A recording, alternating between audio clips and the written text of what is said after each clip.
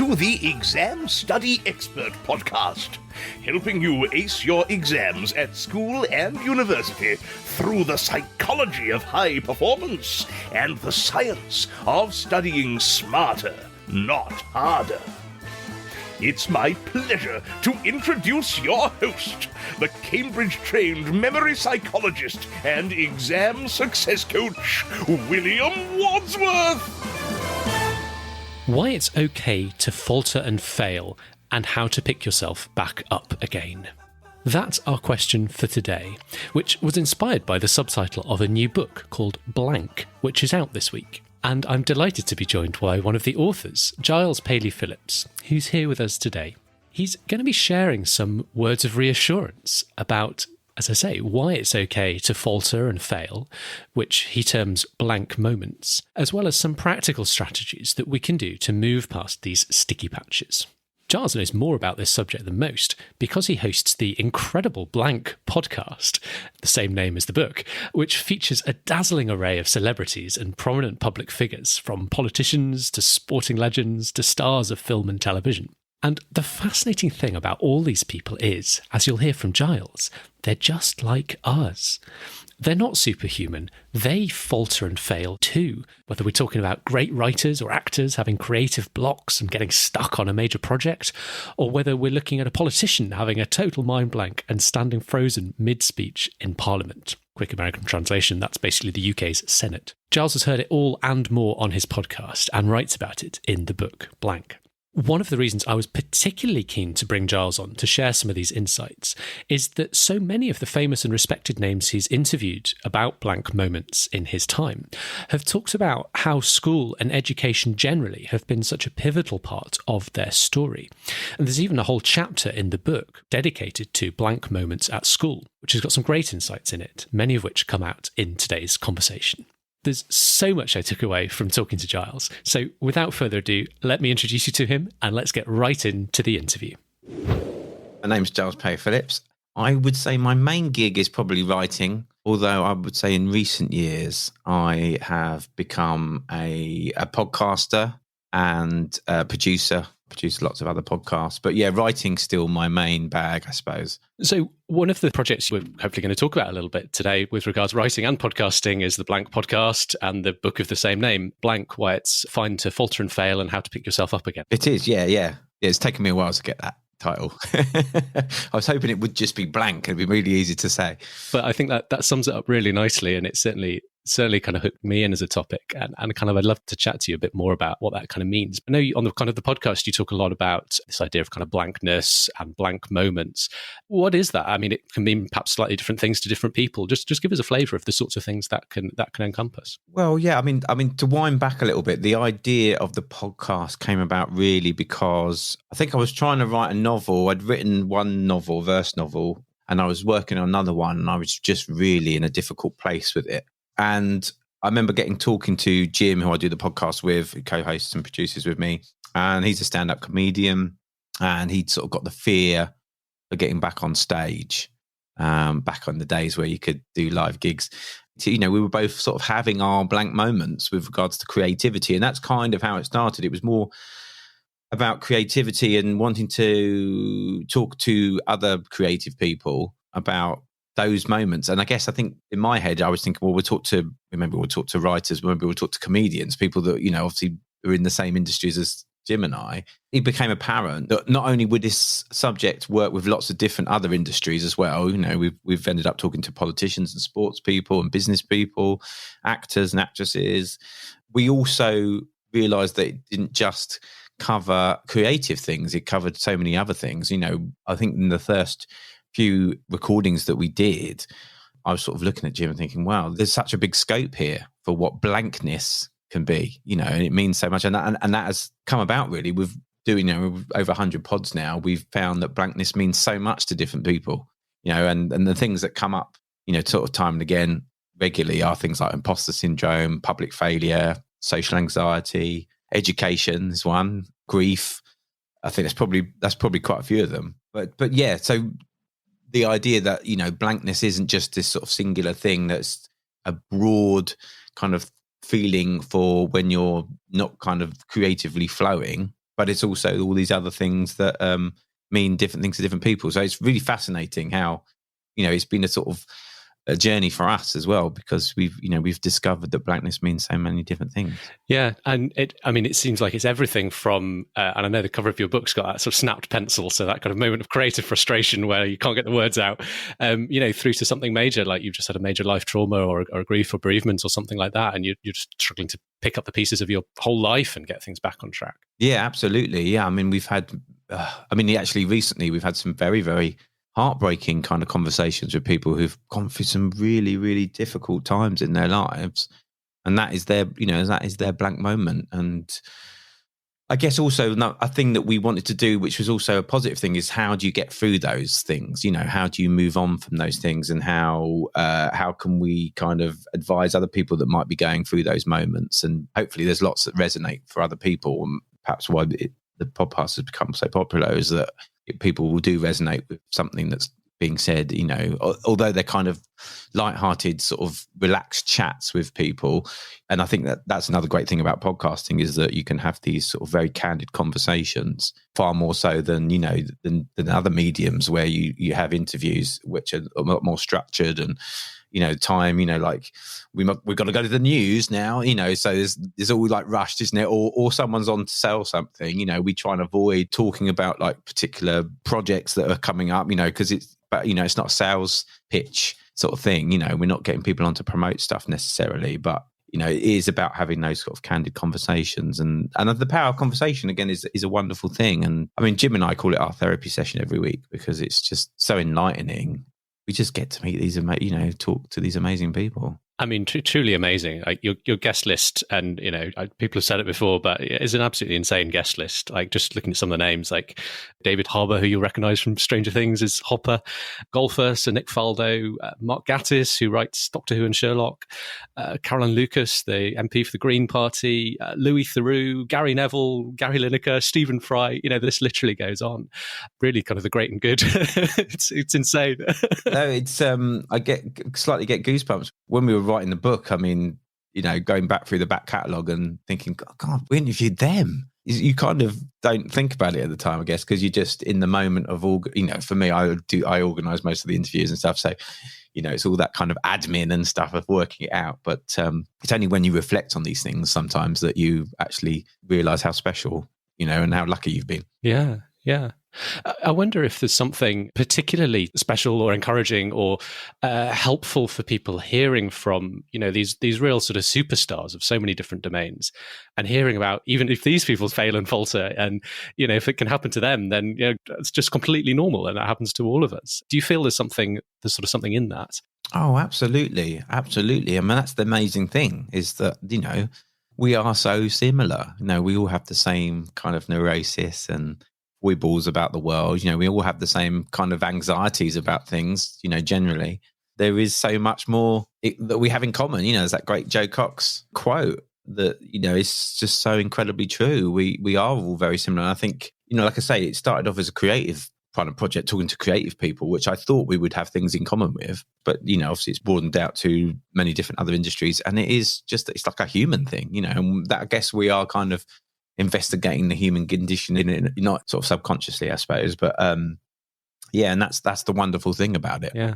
Yeah, it's interesting. You mentioned imposter syndrome a little while ago. I was actually doing a virtual talk for students at Mature College at Cambridge last night, and we were talking about various aspects of kind of mindset. Most of them were doing sort of PhDs or kind of research-based masters. And, for students at that kind of level, imposter syndrome is huge and pretty much ubiquitous amongst those kind of academic circles. And so we had a little chat about that as part of the workshop. And I always kind of start with a quote from Albert Einstein, who described himself as being an involuntary swindler whose work doesn't deserve the recognition it received. And you just think, oh blimey, like if Albert Einstein has that, what hope do the rest of us have? And so it just completely normalized. Yeah. Kind of talking about blank moments in education, because I guess that's of particular interest to our listeners. I believe in the book you've got a whole chapter about kind of blank moments at school, and maybe kind of perhaps by extension blank moments in education generally. Tell us a little bit about what you kind of talk about in that part of the book. A lot of the time what comes up with a lot of guests is that they've had a moment in school, differing kind of experiences of school, some good, some bad. But what has always stuck out is that there has been one person, or, you know, like a mentor or someone who's really kind of gone out of their way to not necessarily push that person, but to guide them and advise them in a way that has actually led them to doing what they're doing. And so I think that's always been really interesting, that's come up time and time again, particularly with, I would say, actually more creative people than anyone else. It comes up a lot with actors, you know, that there's and it's not always a drama teacher, it might be an English teacher or something, who has kind of said, well, you actually be really good at doing this. Or, you know, just giving them that level of encouragement, which I guess is what we all want. I mean, we want that at any age, but particularly in teenage years where it's a really difficult time of life. And so just to have that little bit of guidance and encouragement, I think is something that's very, very special and something that stuck with these people. And it's something they always want to talk about. And actually, there's been a couple of times where they're talking about it and hadn't kind of realized the impact that person had on them. And that's always really exciting as well, because you're hearing them almost acknowledging that for the first time. But actually, wow, that Mr. So-and-so or Mrs. what's name, they really had this massive impact on what I'm doing now in the world. So, you know, my career. So that's always really exciting. I mean, for me, school was a blank moment completely for me, because I really struggled at school, I have to admit. I didn't have a particularly good home life. So I think that didn't help. I lived with my father and my grandmother in a 1-bedroom flat. So it was a bit awkward, and my circumstances weren't that great. So school was difficult and challenging for sure. Home life wasn't easy. So school, it was kind of survival, and school was just, you know, obviously expected to go, but I didn't, you know, for some people school would be a sort of a little bit of a respite for them. But I found school very difficult and never felt very academic particularly. I was quite into sports and stuff and enjoyed doing sports and stuff at school. So it was a difficult time, I think, for me, school. And I think, you know, it's something that I've reflected on again. It's something I reflect on in the book. But it wasn't till later that I kind of discovered learning, and I joined a band, and I was in a band for quite a few years, and I did all that. And then in my sort of early to mid-20s, I started doing an OU degree, because I just thought, well, you know, I haven't got really any qualifications. I want to be able to do more things, you know, and I felt like at that point that doing some higher education stuff would help me and, you know, propel me onto other things. So I really loved that course. You know, I did an OU open degree, and I absolutely adored the course, and I really enjoyed it. And again, had that kind of encouragement. And the OU open degree was good because you could choose which subjects you could do. You just had to get your points up to get the degree. So it meant I could pick and choose. That's the Open University in the UK, offers distance learning courses to anyone who... Yeah, so you can basically you get 60 points kind of thing per year, and then you get your full, and then you get your BA honours, which is kind of what I did. And what was great about it was that I could choose the subjects I wanted to do. You know, like I did years on humanities. I did a year on creative writing, was obviously something I was already interested in. I did a year on music. So there was all these sort of things. And it was really lovely that I could pick and choose those things. And I guess with the English education system is, you know, particularly these days, it's very much focused on STEM subjects, you know, science, maths and English. And whereas, you know, I probably wasn't as capable of getting good grades in those things because I just didn't have the academic warehouse, whereas I was much more into sort of more creative subjects which weren't as encouraged. But so anyway, it is something that comes up a lot on the podcast. You know, people's experiences through education are obviously very varied. We often start there, actually, when we start the podcast, we often start with that, this you know, what was school like? What was life like when in those times? And it's always a very interested in with people because it's sometimes people haven't thought about it for a long time. So you get them thinking and it's always good for conversation, I think. Yeah, that's fascinating. You mentioned earlier one of the things you try and do is offer some practical thoughts on how to move on as well as tell the story. And there's kind of a couple of things that's in that already. You know, you mentioned the role of mentors, and for so many people that's been a really important part of their journey, having that guide that kind of helps them find their path. And it sounded perhaps like in your case, you managed to find what works for you, perhaps in the absence of a mentor, you know, having the freedom to pick and choose just things that inspired you through that degree from the Open University. Yeah, no, absolutely. And maybe it's just me. I'm a bit kind of sometimes a bit bloody minded about things, and I get an idea in my head and I just kind of go, let's just do it. Okay. That's, you know, like most things that I've taken up or projects I've started is because I just thought it's just pinged into my head, and then like I'm kind of committed almost before I've committed, if that makes sense.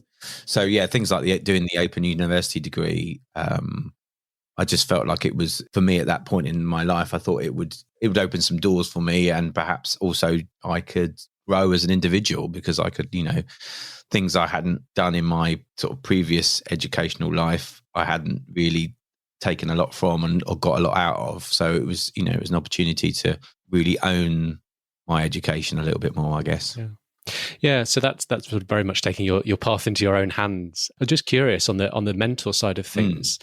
If you're not lucky enough to sort of have a mentor wander into your life and take you by the hand, I wonder if there's just anything you can take into your own hands as an individual to go out there and try and attract mentors or find mentors. Do you have any particular thoughts on that? Yeah, it's a funny one, isn't it? Because I think, you don't. I think sometimes you don't realise, like I said earlier, like sometimes you don't realise that someone's a mentor to you until, you start to sort of consider it a little bit more. So I think we do have those people in our lives, whether it's a friend encouraging you or a loved one, or maybe someone from outside, maybe like you say, like a teacher or something like that. Or if it's someone in your industry, if you started to break into an industry, I mean, some of the things we have are meet people that are encouraging along the way, or teach them something or learn something. But I guess if you're not inherently, you can't see that that's a specific person in your life that's doing that, then I guess it's like I said with regards to going and decided to do an OU degree, is that I had to kind of, I guess I was sort of mentoring myself to a certain extent, or giving myself the tools to be able to do that. And then maybe I think also there's an opportunity, if you're not being mentored, to be a mentor in some way. So it might be that, you can see someone else who might benefit, I guess, from that encouragement. I mean, I keep saying that word encouragement, but it's such an important word. I think it's something that we can all do every day to someone, give them that little bit of encouragement, because I think particularly at this time we all need a little bit of encouragement. Yeah, I mean, it's interesting as you were talking just now. I was just kind of reflecting on that question about what you can do to try and find that guidance for yourself if there isn't someone coming along and saying, "Here, I'll guide you." You obviously took matters into your own hands with kind of choosing a path of education, which really helped give you a bit of inspiration, guidance, knowledge. I think perhaps not being afraid to ask if there's perhaps someone in the kind of periphery of your life, or even someone, be brave, and someone who doesn't know you even exist, but you've kind of identified them as being potentially someone who might be able to help you take a step in the right direction. Not being afraid to reach out and ask. You were saying just now, if you're not being mentored, then being a mentor to someone else. I think a lot of people actually find a lot of purpose and sort of satisfaction in mentoring someone else and being able to offer that. So, if you're on the other side, not being afraid to ask and say, can I have a chat about this? I'm really interested in X, Y, Z. This is what I've done already. This is where I'm hoping to go. I wonder if you might be able to kind of help me take the next step and just sort of share a few thoughts with me. Yeah, no, I totally agree. I think, on your first point, I think it's funny whenever anyone says to me, I'm struggling. It's generally writers that contact me and say, I'm really struggling with this thing writing. What do you suggest I do? I always think, well, just put it aside, give yourself some space. And then what I do, I literally become ravenous for inspiration. So I will, like you say, read, I'll watch a movie, I'll listen to music, whatever it might be, because there's always something in there that will inspire and normally vanquishes that, it almost exorcises that kind of, which, in intensive purposes is a blank thing, a blank moment with regards to creativity. So that's something that I always do. So I think you're right. You can find inspiration in creative art and stuff, and podcasts as well, for sure. So I think that's really important, to do things like that, to give yourself a break from what you're doing and to dive into creativity. Something I put on Twitter all the time is to reach out to people, and that, whether that's in an emotional way, if you need some comfort, but also, yes, absolutely, reaching out to people is so important, and asking for help. We're not particularly great at doing it in this country, I don't think. In the UK, I think we're a bit, we're still a bit tight-lipped, and we're a bit kind of like, we need to get on with this ourselves. But I think it's really important, actually, that you do that. Because like you say, I think, I really enjoy it when people reach out to me, whether it's advice on podcasting or writing or anything like that. I get messages quite a lot, actually, from people saying, I've written something, how do I get it published? And it's really nice to be able to pass on that knowledge and advice about, how do you fathom your way through the industry, and, what things you should be doing. So I really enjoy that aspect of my work. So I think you're right. I think people do enjoy doing that. I think they do get a lot out of being mentors to other people. And so, I think if you're feeling that way and you know someone, or you think there's someone in your life that you could reach out to, then I'd absolutely, and actually, to be honest, with social media and stuff, we have got, a portal to lots of different mentors. You can ask, you might not always get a reply, but, a lot of the time you do get replies from people that are incredibly successful at what they do. And I'm sure a lot of them are willing to talk and share their experiences. So, we've got social media, the best aspects of social media are that you can reach out to these amazing people, and sometimes they will get back to you and offer some advice. So I think that's really important as well. Absolutely. I'd love to talk a little bit more about the writing and the creative process, because we have a lot of advice on the podcast that's perhaps geared slightly more towards, as you were saying earlier, kind of science, STEM subjects, so sort of science, technology, maths, where you're kind of learning stuff, got to learn information. We're perhaps a little bit lighter historically on kind of advice for more creative fields. So for anyone kind of going through a creative process, trying to produce creative writing or kind of more creative work, you mentioned one kind of way to overcome that idea of writers, perhaps writer's block, you might want to call it, and, setting it aside, being hungry for inspiration. What other thoughts do you have on best practice generally, I suppose, for kind of producing, let's say, a larger piece of creative writing, getting unstuck when you get stuck, helping you kind of see the project through, any of your kind of top tips that you've picked up over the years? It's funny, people have such different ideas around this, and I've talked to quite a lot of other writers particularly about this, and some say you just got to keep driving forward, keep writing. I find that incredibly difficult to do personally, an individual kind of thing, what works best for you. Someone said to me the other day that actually, particularly if you're going through a difficult period of writing, is to give yourself little wins. Like, so for example, even if you just write a sentence that day, like if in a whole day, if you just write one sentence, that is a win. You've done one thing. And then maybe the next day you might write 2 sentences, or you might write 3. And if you write none, that doesn't matter. At least you did that one sentence. So really compartmentalizing and doing little bits. So baby steps kind of stuff. So that's one thing you can try. Like I said earlier, something I do is I just set it aside and think, well, I'll come back to that, because I think it's amazing what fresh eyes can do on any kind of project, whatever it is, not just writing, but anything you're doing. I think fresh eyes always helps. So, and just give yourself a break from it.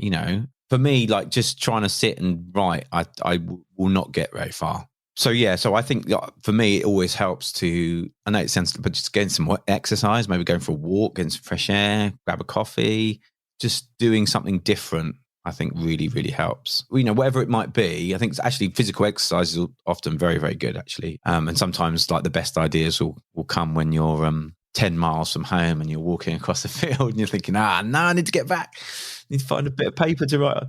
Yeah, I think, like I say, it's different for every individual. And I guess that's part of it, is finding what works for you. Like I said, I've talked to lots of different writers, and they all have their own little things that help them. And like whether it is like leaving it or plunging through the treacle of the writing, whatever it might be. But for me, it's always been that time to just put it aside, have a break, listen to some music, listen to music, go and watch a film, do something very different, but something that might inspire you to get back to it. Yeah. I totally agree about everything you've just said. Different things work for different people, and maybe different things work for the same person at different times. There might be a time where you just need to kind of sit down and squeeze your brain and try and get it out. But then there's other times just to take that step back and kind of walk away from it. I think the brain's often very good at joining the dots when you release that immediate pressure of having to focus in the moment. So that's what you were saying, those great ideas come to you when you're walking or in the shower. And I would say actually, William, so just going on from that, we had Izzy Sooty on Blank podcast, who's a comedian and writer. And she said one of the best thing that she does is she'll play Pac-Man. So if she's if she can't write, she's finding it's not fun, she'll play Pac-Man. Or she'll go for a drive. She'll do something quite mundane. And I think that mundanity, I remember I used to work in a shop and it was not always that busy. And that mundanity allows, I don't know if it just allows the brain to germinate. Like I guess because you're not really focused on anything particular, you're able to sort of daydream a little bit. And that's often where good ideas come from. I think like the monotony of just going around eating the little pellets as Pac-Man, doing, something quite simple for the brain, I guess, then starts to spark other things for her. So that was really interesting, actually. It's something I have tried to do a little bit. I mean, I don't say like go and play Halo or something, like something that's really going to take all your mind, but something quite simple and something with a kind of a rhythm to it. I think that really does help a lot, actually. So yeah, that was a really good tip, and it's one that I've tried to do a little bit as well. We've been chatting a bit about, some of the more practical things we can do to help kind of overcome blankness, blank moments.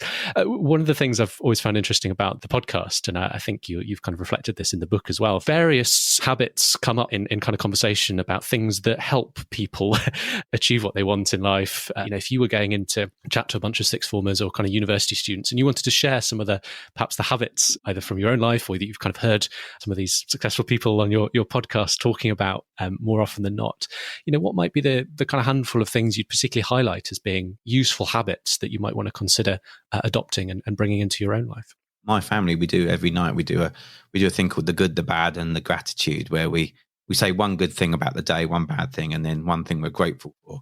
And that's been really, really fantastic as a family, just to open up discussions with one another about, how we're feeling or what's going through our minds that day, and also reflect on the good things that we have in our lives.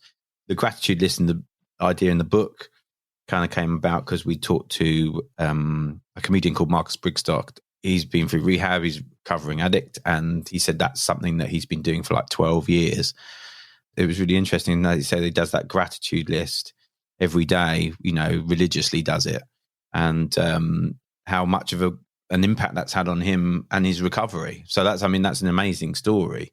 We've been through a time of reflection globally, haven't we? And I think it's really important for us all to try and reflect sometimes on where we're at in our lives. And, often we are terribly hard on ourselves and can be our own worst trolls sometimes with regards to where we're at, whether it's academically or in our careers or, whatever things, any pursuits that we adopt. We can be we can generally be quite hard on ourselves. And I think sometimes it's important to reflect, and it's something that Jim says, it's Jim's catchphrase on the podcast, is give yourselves the win, and, be a bit less hard on ourselves and really kind of look at how far we've come. So that's an important thing. Something Dawn French said to us, she'd been through a difficult time in her life. And what she said is that she'd really leaned into that moment. Like, I think she lost her father, she was quite young, and she said that when she's going through a difficult period, she really leans into it and tries to use it, I guess, with regards to pushing through, like tries to use, I guess, the knowledge of where she was before that thing happened and where she's going to, and knowing that things will be okay when she gets through to the other side because she's been okay before. So I think that's really quite empowering. I think if you know that, things will generally be okay, whatever sort of moments you're going through, as difficult and as challenging they are at the time, I think it's important to know that, you will get through those things, and, you might be changed from that experience, but you will get through it. So that was really interesting and something that, again, I've tried to put in place. But then I guess on more practical things, getting a good night's sleep for sure is very important, and something that we've talked about with a lot of people on the podcast. A lot of creative people we talk to don't sleep very well. That's really interesting. I don't know if there's like I say, whether it's busy brains. I've had problems with sleep as well in the past. And generally it's because you wake up in the middle of the night and your brain is already whizzing. And I think rest and stuff, like we were saying earlier, like making sure that you get out and get exercise. I mean, these are kind of basic kind of human things that we need to do. But it's amazing how much of an impact they have on our, on our brains and our minds and how we get through our days. It's really important to exercise. It's really important to rest. So I think, from a practical point of view for our bodies, we do need to do those things as well. So I'd always advise people to try, even if it's just a little walk or something, or a bit of yoga or whatever it might be, just for half an hour, and make sure you get a good night's sleep. not too much coffee. Not too much coffee, particularly close to bedtime. Yeah, like you were saying with that writing habit, even if it's only one sentence a day, I think with the exercise, it might be a similar thing. If you can't commit to doing a 10K run every day, then, at least getting out, even if it's literally just 10, 15 minutes, move about a bit, get a little walk in, and then coming back. If that's all you can do, then that's a heck of a lot better than doing nothing. I think, giving yourself the win and having a little micro habit, just making sure there's something in there every day consistently. Just going back to that micro thing, we had a guest on called Alistair Humphrey, who's an adventurer, and he's written a whole book on micro adventures. I would recommend anyone buy it because they're little tiny things that you can do in the day that will just get you out of, particularly if you're in a frustrated state, I guess. One of the tips he does, there was a tree at the end of his road, and he would just go and climb the tree and sit in the tree for half an hour. And that was his little micro adventure for that day. So whatever, they're not impossible things to do, but they're just nice little things that you can do to break up your day and just get you out of that mindset. Particularly if you're having a difficult moment, I think it's really important. So yeah, I'd highly recommend seeking out that book because there's some really interesting little tips and stuff you can do. That sounds really fun. I'd love to dig that out. Yeah. I also love your thought on about, things will be okay. I've got through similar things before. I can come out the other side as well. And my own little build on that actually is, I really love the phrase, what is this designed to teach me? And even in your darkest moments, your toughest times, biggest failures or most stinging setbacks, there's always something you can find by way of positive answer to this question, even if it's only, this is designed to teach me resilience or something of that nature. And just kind of flipping that, even really, really difficult situation into something positive and something that you can learn and grow through, as well as it just being something you have to push through. There's something you can learn from it, makes you stronger in some way on the other side. Yeah, and I think it's important to realise that failure isn't a bad thing. Failure and mistakes are good things. They're learning processes. You go again and you try and do it differently or better next time. So, yeah, I think that's the thing. We've got to stop seeing failure as a negative thing, and actually is a very positive thing sometimes. Why it's fine to falter and fail.